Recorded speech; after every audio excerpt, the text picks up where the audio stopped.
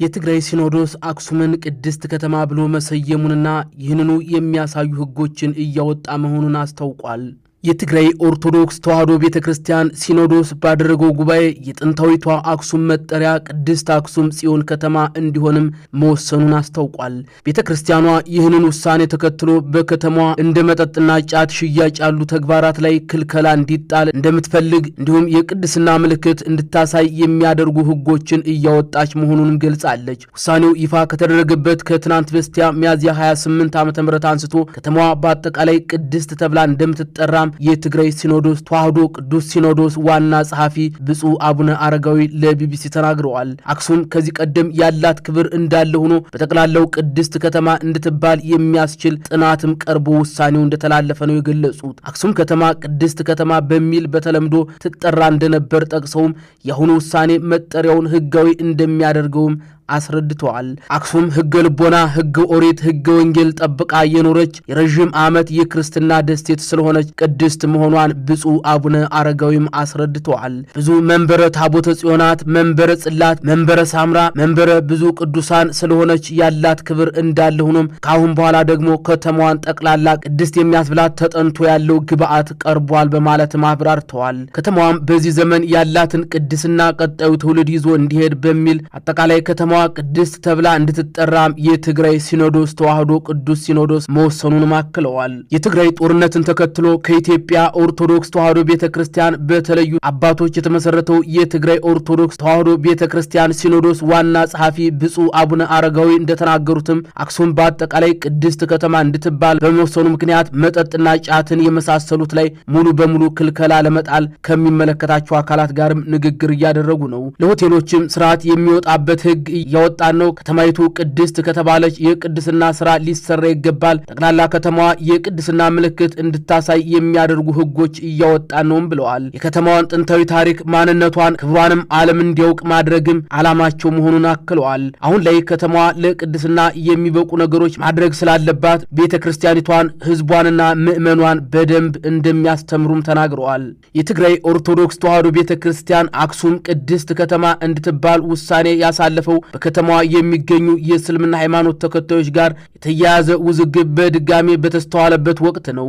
በከተማዋ የሚገኙ መስጊዶች ከሚያዝያ መጀመሪያ አንስቶ የስግደት ስነ ስርዓታቸው መስተጓጎሉም ተገልጿል። የኢትዮጵያ እስልምና ጉዳዮች ጠቅላይ ምክር ቤት ሚያዝያ 7 2028 ባወጣው መግለጫው በአክሱም ከተማ የሚገኙ ሙስሊሞች ድብደባ እንደተፈጸመባቸውና የመስጊድ ንብረቶች በጸጥታ ኃይሎች በተወሰደ እርምጃ ጉዳት እንደደረሰባቸው አሳውቆ እንደነበር መረጃው ያሳያል። ከዚህ ቀደምም በከተማ የእስልምና ሃይማኖት ተከታዮች የመስጊድ ግንባታና የሴት ሙስሊም ተማሪዎች ሃይማኖታዊ አለባበስ ጋር በተያያዙ ውዝግቦች ተነስተው እንደነበር መረጃዎች ያሳያሉ።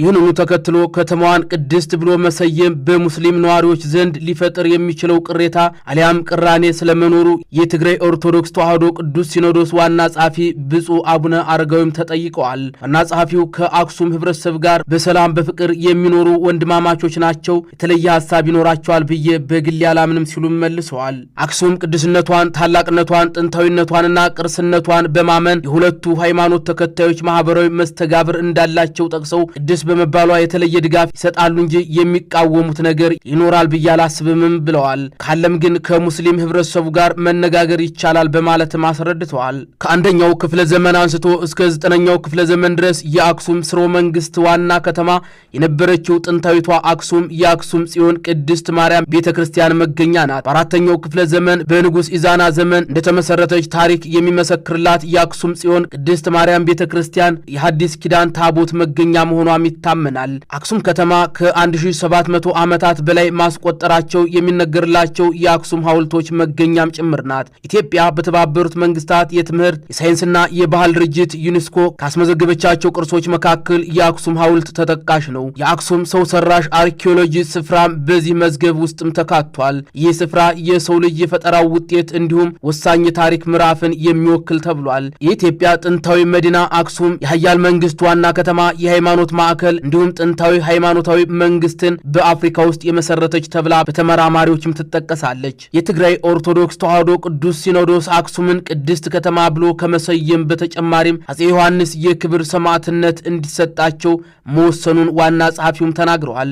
አፄ ዮሐንስ ለሀገራቸው አንድነት እንዲሁም አብያተ ክርስቲያናት በማሰራት ለሀገሪቱ ትልቅ ውለታ መዋላቸውን የሚገልጹት ዋና ጸሐፊው በሰማዕትነት ስላረፉ ቤተ ክርስቲያን ልታስባቸው ልትዘክራቸውም ይገባል ብለዋል። ለሀገርም ለቤተ ክርስቲያንም የሰሩት ውለታ ትልቅ ነው። እንዲህ ያሉ ደጋግ ሰዎችን አለማስታወስ ንፉግነት ነው ያሉት ብፁዕ አቡነ አረጋዊም አፄ ዮሐንስ ሰማዕት ተብለው እንዲጠሩ መወሰኑንም አስረድተዋል። የትግራይ ኦርቶዶክስ ተዋሕዶ ቅዱስ ሲኖዶስ ያስተላለፋቸው አጠቃላይ ውሳኔዎች 12 ሲሆኑ በኢየሩሳሌም ገዳማት የሚያገለግሉ የትግራይ ተወላጅ የሆኑ መነኩሳት ጉዳዩን በዚህ ከተካተቱት አንደኛው እንደሆነም ተናግረዋል። የትግራይ ተወላጆች በመሆናቸው ብቻ ከመኖሪያ ቤታቸው ከደሞዛቸው ከሚቀድሱበት አገልግሎታቸው ለ6 ዓመታት ታግደዋል ያሉት ብፁዕ አቡነ አረጋዊ የኢትዮጵያ ኦርቶዶክስ ተዋሕዶ ቤተ ክርስቲያን ሲኖዶስ ለዚህ መፍትሄ እንዲሰጥም አሳስበዋል። መረጃው የቢቢሲ ነው።